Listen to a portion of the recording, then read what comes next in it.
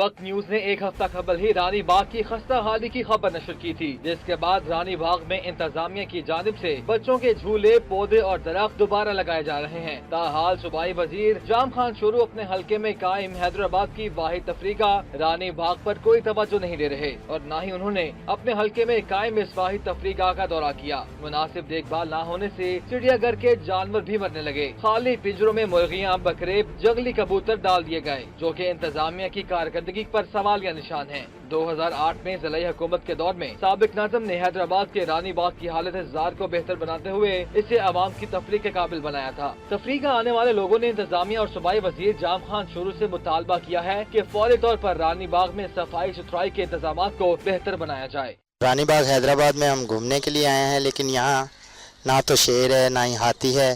ये चीज़ें अगर होंगी तो बच्चे और ज़्यादा इंजॉय करेंगे।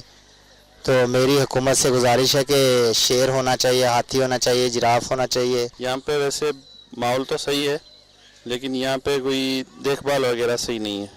रानी बाग में चिड़ियाघर के करीब ही वाक़ अब्बास भाई पार्क की हालत ज़ात भी इंतहाई खराब हो चुकी है। गुज़िश्ता साल होने वाली बारिशों में अब्बास भाई पार्क में पानी जमा हो गया था, जिसे ताहाल नहीं निकाला जा सका। पानी जमा होने की वजह से शदीद ताफुन और बीमारियां फैल रही हैं। इस सूरत हाल में रानी बाग में तफरीह के लिए जाना भी हिफ्ज़ान सेहत के मनाफे